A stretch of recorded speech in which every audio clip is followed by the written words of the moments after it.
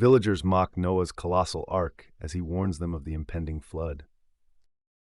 Days pass with no sign of rain as ridicule towards Noah intensifies. The first drop of rain falls, villagers begin to worry, questioning their mockery.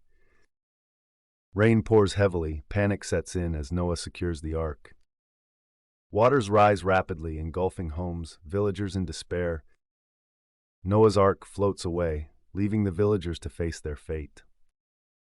The storm ceases, silence falls. Noah and his ark are the only survivors.